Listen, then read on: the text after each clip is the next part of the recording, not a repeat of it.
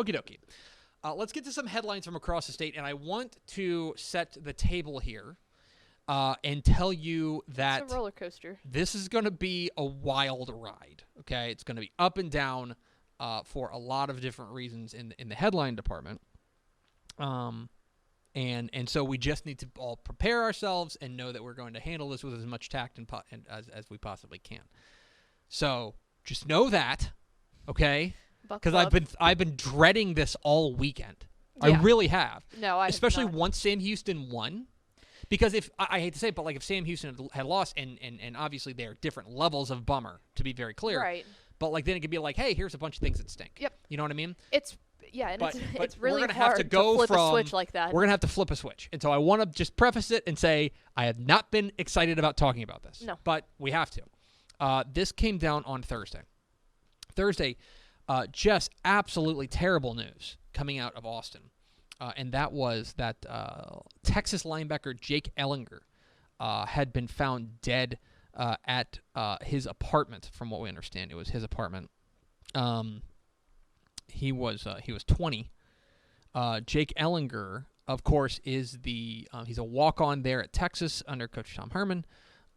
He played at Austin Westlake like his brother Sam Ellinger.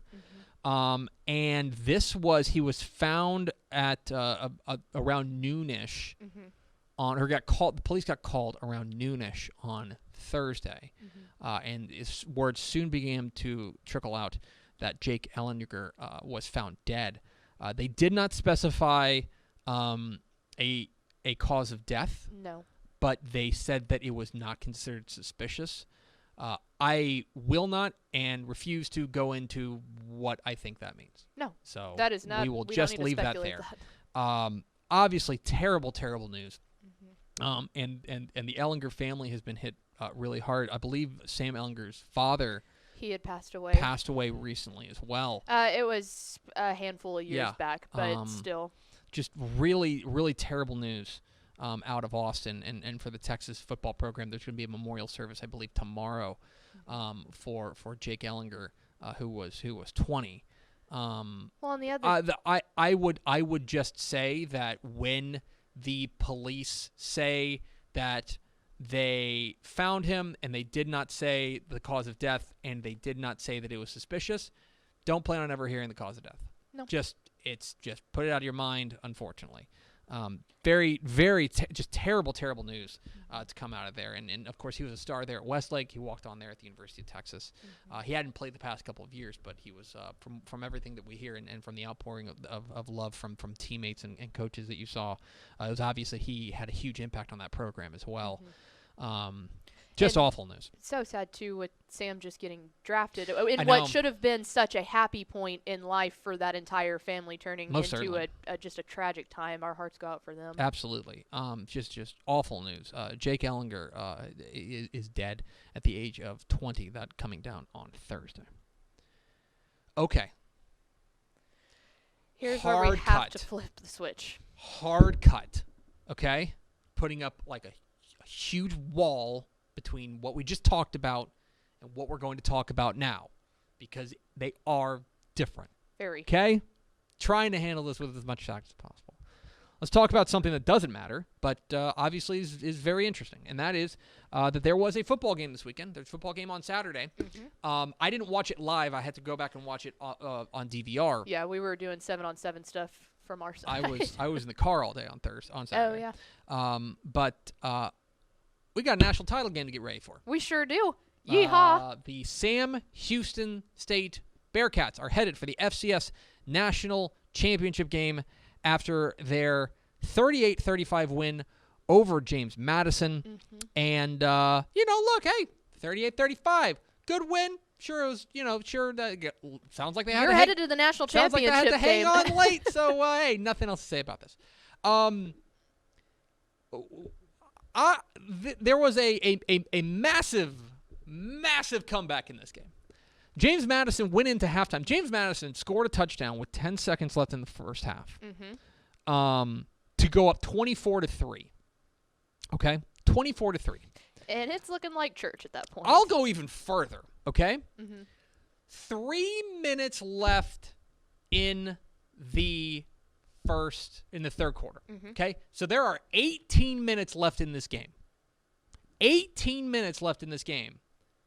And James Madison kicks a 48-yard field goal. Okay, 48! And you're thinking, oh, boy, just not their day. To go up 27-10. Okay? And you know how I'm on the box score here on ESPN.com. And you know how they got the win probability now for all of them? I'm going to tell you, do you know what James Madison's win probability was as that kick is sailing through the upright? Shoot, 97? 96%. Ooh, I was almost spot on. Well done. Thank you. 96%. This game was over. Over. But back comes Sam Houston State, who scores a flurry there to finish out the third quarter. And there are 3 minutes left. Get this. Okay, I can't stress this enough. There were 3 minutes left in the third quarter, and they were down 27-10. They went into the fourth quarter leading. Yep. They rattle off 21 points in 3 minutes. Talk about flipping a switch. They get a long touchdown pass from Eric Schmid, who had been awful before that. I got to be honest. He just was not good. From Eric Schmid to Jaquez Izard, he hauls in a long touchdown pass to make it 27-17. They get a 3-and-out.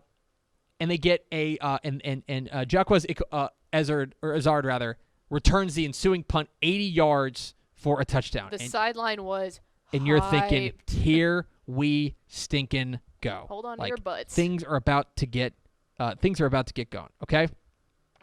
So then they return that, and then James Madison. I got to be honest. I think James Madison got a severe case of the lemon booty. Because I think they started looking around. Meatloaf. And they go, well, it's 27-24 all of a sudden. We probably better turn on the Jets. They fumble the ensuing kickoff. And 3 plays later, it's Eric Schmid running for a 20-yard touchdown. And clock expires in the third quarter, and Sam Houston leads 31-27. They trade scores there in the fourth quarter. And end up pulling away for a 38-35 win. They had to James Madison did have a long field goal that would have tied the game, or a 51-yard field goal that they weren't able to convert. And Sam Houston is through to the national championship game next week. And I gotta say, our big thing was they were not going to win this game if the special teams didn't make a complete 180. Talk about, they did. They came exactly up with when you needed them. Splash plays. Every single time. And I just really cannot stress enough. They looked lost in the first half. Yeah. They really did. They looked lost. They took that looked like a first game of the season. They took a 3-0 lead, and you're thinking 3-0 into the first quarter or into the second quarter, and then James Madison just runs away and straddles off 24 straight, and you're like, well, it's just not going to happen then. The offense has had trouble. We talked about how it had kind of been stuck in neutral. Well, they flipped the script, and something happened in that second half. And so Sam Houston is through to the national championship game. They will play South Dakota State. They already beat North Dakota State. They've got a whole snoot full of the Upper Plains. Dakotas. They will play South Dakota State, the Jackrabbits, at Sunday in Frisco for the FCS National Championship. Very exciting. We will have team coverage on TexasFootball.com. What time is that on Sunday? Do you know? I want to say 1? 1. I was going to say, and this is on ABC. I was going to say if the last one was on ABC, yeah, I would it's assume at 1. This one is 1 o'clock on ABC. Sunday for a chance to win a national championship. A darn national championship. So there you go. Is Sean going to go to that? I believe so. Nice. I know Corey will be there. Let me rephrase. He has put in for credentials. All right. Yeah, we'll see. As you know, in the past still not year and a out half, of the weeds in credential territory yet. In the past year and a half, there's no such thing as oh yeah, we'll get that one. So hopefully, but no matter what, we'll have team coverage for you on TexasFootball.com. And later this week, we'll have a big preview of Sam Houston against South Dakota State for the FCS National Championship. Finally, Pickle, let's talk a little bit about your weekend. Yeah. You and your mini-me were out running around. Doing yes. hooligan yes. stuff. and you guys were running around and at 7-on-7. It was the first weekend of 7-on-7 state qualifiers, first time in 2 years. Because remember, there were no qualifiers last year. No, because there was no state tournament. 7-on-7 got banged because of COVID. But we had 2 state qualifiers tournaments this week. Mm-hmm. You were at the Plano SQT. Yes. And had a good time. Yes, we really did. And to preface this was mine and Mallory's first time at a 7-on-7 experience, and it was a lot of fun. But we had we were at the Plano one. They had 24 teams play, so it was the bigger one out of the 2, the Lorena one, which I know the McLennan County one. Yeah, I know Tony Blaylock, who's in the comments. He was there at that one. They had 1 qualifier out of that one. We had 3 at ours.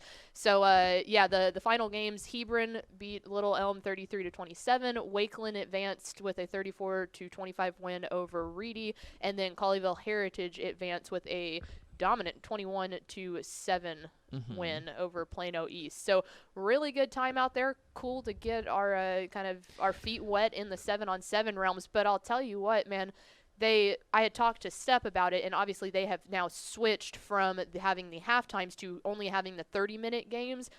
Ooh, they fly by. Oh, interesting. Yeah, it was interesting. Okay. And it was cool to talk to. I know we've got 5 different interviews up, 4 of them with coaches, 1 of them with Braden Locke, the quarterback from Rockwall. And we talked to Braden and asked him, what is the difference there? And he was like, man, every single possession matters. He was like, and that sounds weird, but it's like you had the halftime to kind of figure out, and take it. And he's like, the 30 minutes just feels like it goes by so much quicker. He was like, you get the ball realistically maybe 4 or 5 times, and he was like, you basically have to go down and score on each possession or you're at a major disadvantage, which makes it that much more fun. Interesting. Yeah, and then in the Division II qualifier there in McLennan County, Lorena beat China Spring in the final in overtime. So we have our first 4 qualifiers for the state tournament in College Station.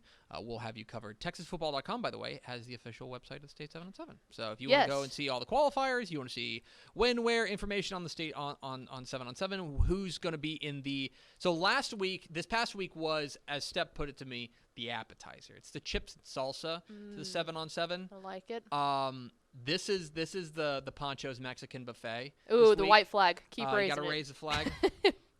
Because we're right into 7-on-7 season this weekend, because there's a lot of qualifiers this weekend, and it is full on go time, full-fledged, from here on until we get to College Station. We have the Step kindly put the 7-on-7 website in our comments here, so that's pinned. Make sure to check that out, and then please go to our YouTube page and check out those interviews from this weekend. Cool to get back out there. And one thing, and we're going to call it Coach Jay Jensen of Kitty May Creek here in just a moment.